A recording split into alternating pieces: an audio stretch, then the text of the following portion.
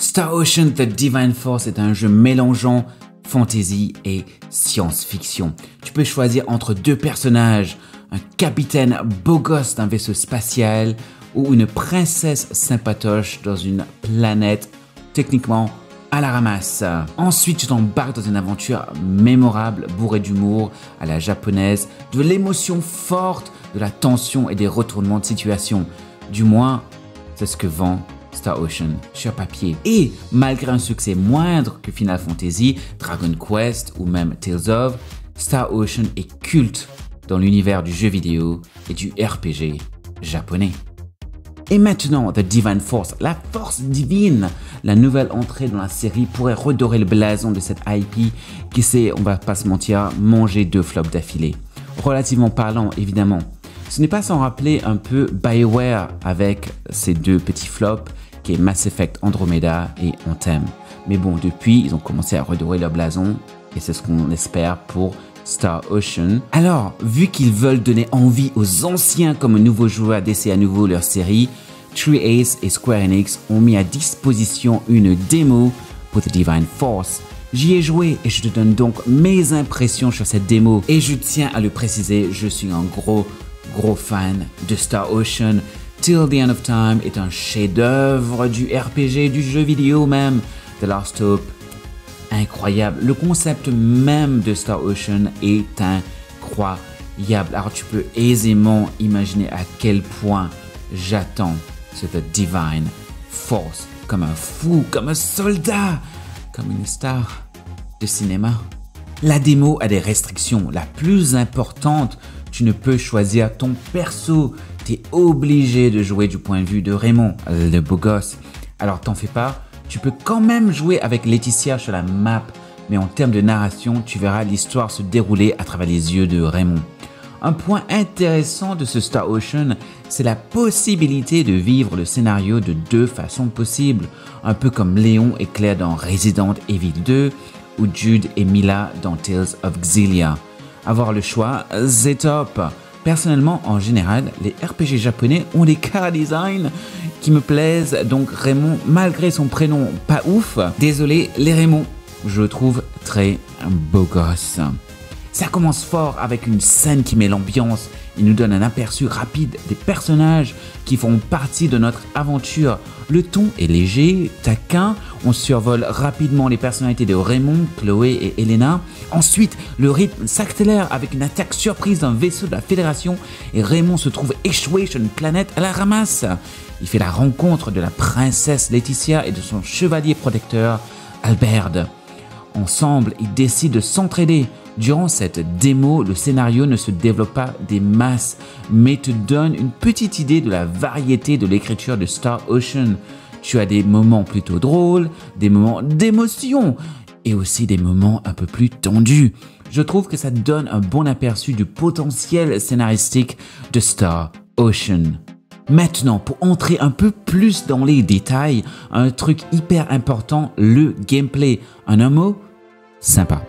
En plusieurs mots, c'est accessible, c'est un peu bourrin, ça peut vite devenir du bruit à l'écran, il faut avouer. La caméra parfois va te jouer des tours, il y a de la variété dans ce que tu peux faire, attaque spéciale, attaque par les airs, changement de perso lors des combats, customisation des skills, etc. Si tu as déjà joué à Star Ocean, ça devrait être familier. Si tu as joué à Tales of Arise, ça devrait être aussi plutôt familier. C'est de l'action RPG avec 1 ou 2 éléments plutôt uniques et sympa. Notamment l'utilisation de Duma, une sphère tech qui te donne des capacités plutôt cool, comme par exemple planer un peu sur la map pour rendre les trajets un chouïa plus courts. Je te l'ai dit, Star Ocean n'est pas une série aussi énorme qu'un Final Fantasy, Dragon Quest ou même Tales of. Et forcément, le budget n'est pas le même. Est-ce que ça veut dire que techniquement, c'est pas ouf? Non, pas du tout. Ça marche très bien, c'est fluide. J'ai pas eu de ralentissement ou des frame drops. D'ailleurs, sur PS5, tu as le choix de jouer avec focus sur performance ou la qualité. Donc, c'est plutôt cool. Après, je n'ai pas vérifié sur PS4, sur Xbox, etc. comment ça se joue. Mais en tout cas, sur PS5, ça se joue très bien. Graphiquement, ok. J'ai un peu l'impression de jouer à un jeu PS4+. C'est pas une claque de ouf. C'est même pas ce qu'on pourrait appeler un jeu next-gen. Ça n'envoie pas du lourd visuellement et tout ça. mais c'est pas moche. Moi, j'aime bien le chara-design, j'aime bien l'idée des décors, même si au fond, ça reste plutôt, comment dire, pas forcément générique, mais on va dire peut-être pas très inspiré. Bon, après, c'est aussi un jeu cross-gen et ça n'aide pas du tout, quoi. Un autre élément qui aurait pu être mieux peaufiné, c'est la musique. Celle du menu principal, on jette.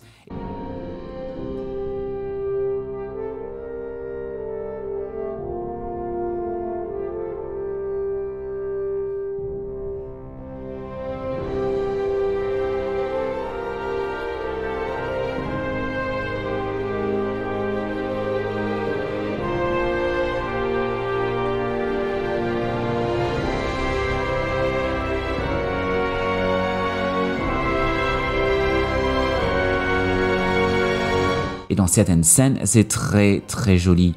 Mais dans l'open world, des fois, ça peut devenir très vite brouillon, un peu comme les combats, j'ai envie de dire.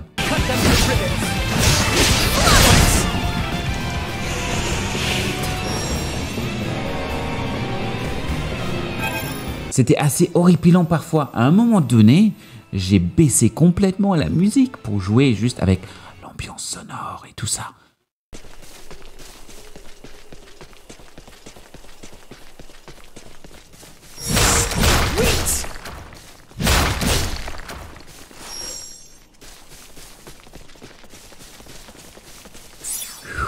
Ça m'a fait un bien fou. Mais bon, après, j'ai remis la musique car ça fait quand même partie de l'expérience. Et comme je l'ai dit, il y avait quand même des morceaux assez sympas. Deux gros points positifs. Le voice acting en anglais est très quali.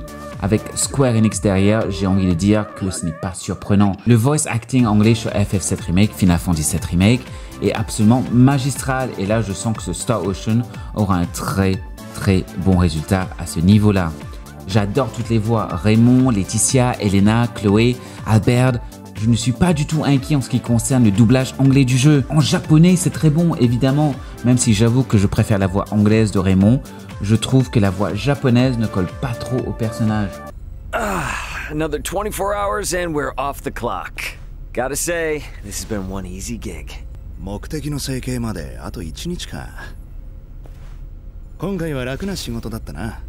La voix japonaise d'Albert, par contre, est très un beau gosse.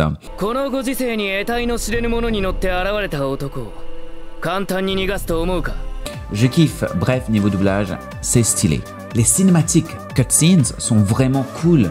In-game, les cutscenes ne sont pas figées, un peu comme dans le sens que ce n'est pas toujours planche à la tête de Raymond, puis planche à la tête de Laetitia, puis Raymond de nouveau, etc., etc.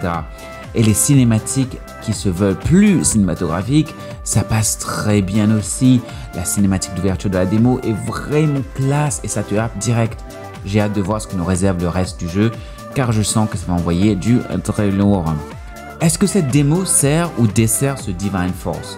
Moi, je dis que c'est très positif. Ça donne une vraie idée du jeu, que ce soit au niveau graphisme, scénaristique, écriture, personnage et gameplay. Si avec cette démo, ça ne t'intéresse toujours pas, je pense pas que ce sera un jeu pour toi. Mais je tiens à préciser que le scénario a souvent beaucoup de retournements de situation ainsi qu'une montée en crescendo de tension et d'émotion. Dans cette démo, tu as un avant-goût de ça, mais c'est rien comparé à ce qui peut se passer plus tard dans le jeu. Si, bien sûr, ça suit les grands Star Ocean comme Till the End of Time et The Last Hope. Cette démo m'a rassuré. Et je continue d'être hypé pour ce nouveau Star Ocean.